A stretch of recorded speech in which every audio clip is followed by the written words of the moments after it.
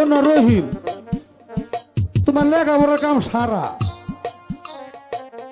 যদি স্কুলে পড়তে চাও, ওই সাইড বাসার বাড়ি দোহন মুড়ে ধলাটা পাঠা বান্ধা আছে, ওই পাঠার উপরে থালা বিছে আগামীকাল স্কুলে, নইলে তোমার স্কুলে ঢুকতে দেওয়া হবে না। সারা তোর আগে কইছিলাম যে তুই স্কুলে পড়া হবি না, হু তো স্কুলে ভর্তি করিস না।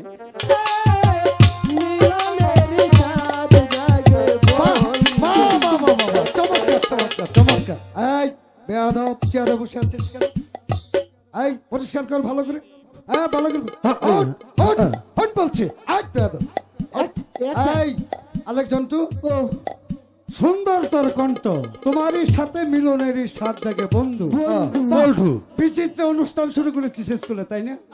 স্যার বুদ্ধিষ্ট অনুষ্ঠান না, স্বামী স্ত্রী সাংস্কৃতিক অনুষ্ঠান। স্বামী স্ত্রী অনুষ্ঠান। স্বামী স্ত্রী মানে সাংস্কৃতিক অনুষ্ঠান। শোনো, তোমাদের পড়া হয়েছে, পড়া তোমরা শিখে এসেছো? জি স্যার। পা চমৎকার, পড়া শিখে এসেছো।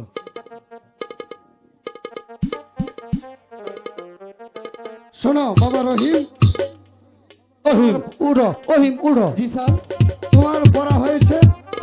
জি স্যার হয়েছে। বলো তো বাবাজি, একটি গাছে 10টি পাখি আছে, একটি শিকারী এসে একটি পাখি গুলি করে মেরে ফেললো, এখন ওই গাছের ডালে আর কয়টা পাখি রয়েছে? স্যার 9টা থাকে, 9টা।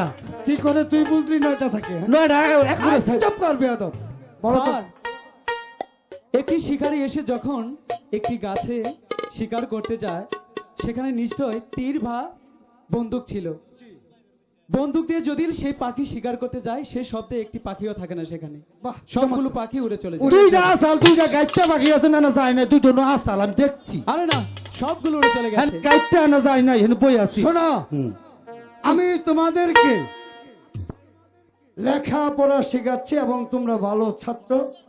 স্কুলে ভালো ছাত্রের প্রয়োজন আছে, সেই ক্ষেত্রে অতীব দুঃখের সহিত আমি তোমাকে বলছি। স্যার উঠেন, শোনো রহিম, স্যার উঠেন। তোমাকে আমি একটি কথা বলতে আইছো। আমি কই শুনেন, আমরা কি দুজন করে ঘাস কাটবো? ওই খেলাকে ভালো ছাত্র, আমরা স্কুলে পড়বো না। না না না এই জমগা। শুধু রহিম একা ভালো ছাত্র না, তুইও ভালো ছাত্র। তাহলে এটা কোন? হ্যাঁ বলতো দেখি, নিঃশব্দে কি পড়ে? তাই কম না স্যার, বলতো দেখি তুই, ব্যাপারই না। বলতো দেখি। নিঃশব্দ পরে আমি জানি, আমি জানি, কার মুখে পারাতা? আমি জানি। এই তো কোনা করে একজনে বল, একজনে ভালো করে বল। নিঃশব্দ পরে ঠাড়া, ও বাহ বাহ বাহ, চমৎকার, তোর আউট নলেজ রয়েছে। কোনো শব্দ নাই, আমি পুরোপুরি তোকে উড়ে। অতি তাড়াতাড়ি সার্টিফিকেট দিয়ে দেব, তুই অন্য কলেজে যেয়ে ভর্তি হয়ে যাবে, ঠিক আছে? ঠিক আছে। আচ্ছা, ঠিক আছে বাবা রহিম, তোমার উপর আমার আদেশ নয়, আমি যার অধীনে চাকরি করছি, বাদশাহ সাইদের স্কুলে আমি চাকরি আল্লাহ রে করি, তাকে আটকাই। তার আদেশ আমাকে অবশ্যই মানতে হয়। অতি দুঃখের সাথে তোমাকে আমি কথাটি বলছি। শোনো বাবা রহিম, তুমি স্কুলে ভর্তি হয়েছো, ভালো কথা। আমি তোমার নাম রেজিস্ট্রেশন করে নিয়েছি, তুমি স্কুলে লেখাপড়া করছো এবং নিয়মিত আসছো।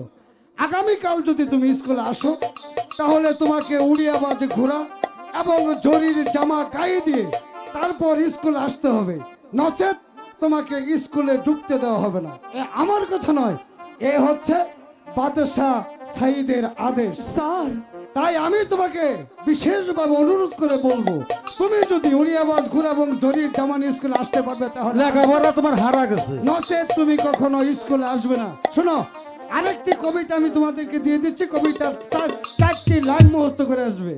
আমাদের ছোট নদী চলে বাঁকে বাঁকে, বৈশাখ মাসে তার হাঁটু জল থাকে, পার হয়ে যায় গরু, পার হয়ে গেলি, 3 দার উচ্চতার ডালো তার পারে। শোনো, আজকের মতো তোমাদের স্কুল ছুটি, আগামীকাল 10টায় স্কুলে আসবে। আবার মরে নাই। কেমন হলো? ভালোই হয়েছে।